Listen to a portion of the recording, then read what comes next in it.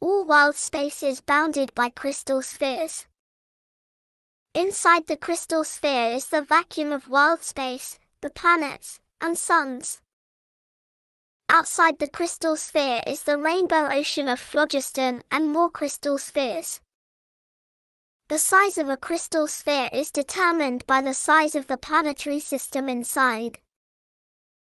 Usually, a sphere has a radius at least twice as big as the orbital radius of the outermost celestial body in the system, i.e. the distance from the shell to the outermost body of the system is the same as the distance from the outermost body to the center point of the system.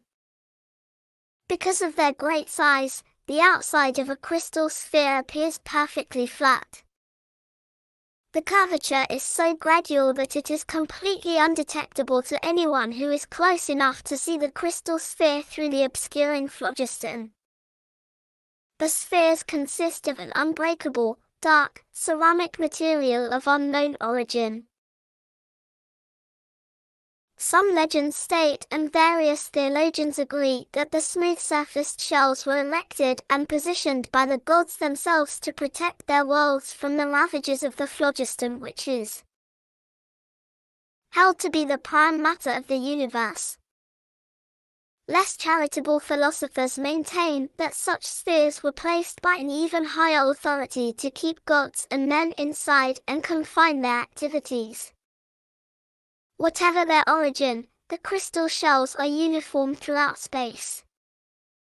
All appear as great, dark, featureless spheres of unidentifiable matter. The crystal spheres are definitely solid. They have no gravity along either their interior or exterior sides. An odd exception to the rule that all huge objects have gravity. No magic has been found that can damage or alter the surface of a shell, except for those spells which cause portals to open.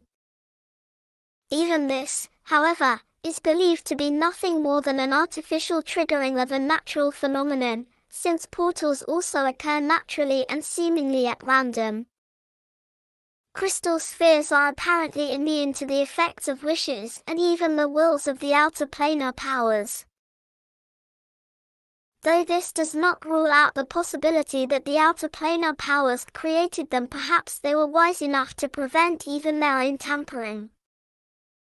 A crystal shell is an impassable barrier to space voyagers unless they are properly prepared or very fortunate.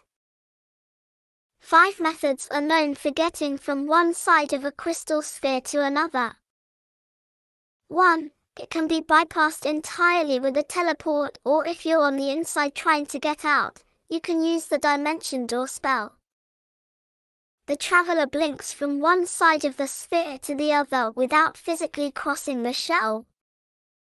Only a magical item or magical spell can affect such a transfer.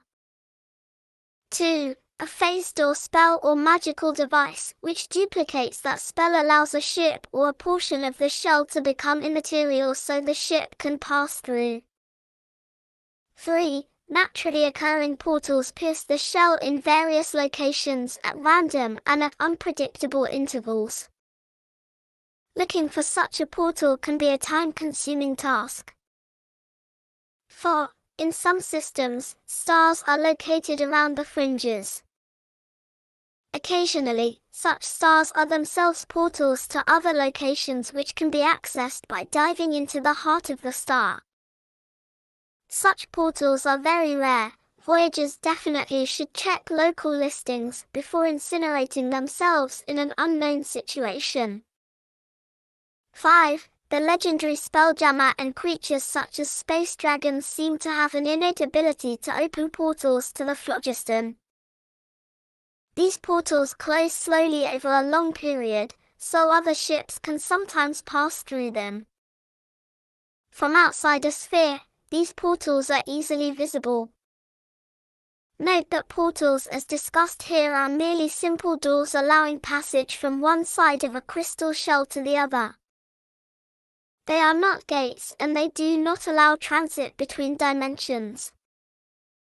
Magic that relies on other planes or other dimensions is notoriously unreliable when cast in close proximity to a crystal shell. The crystal sphere itself represents the outer limit of the influence of gods and other dimensional creatures. Magic that summons or draws power from such beings or creatures does not function outside these bounds. Much of the decision as to what will and will not work is left to the individual DM, but this restriction definitely applies to Cleric, Druid, and Warlock spells over the levels of 1 and 2.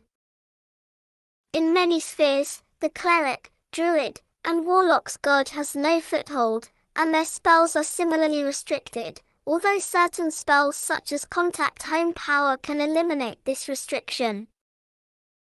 If a Cleric, Druid, or Warlock's efforts are required on the Spelljamming helm, they may be drained of all magical energy just when their shipmates need healing the most.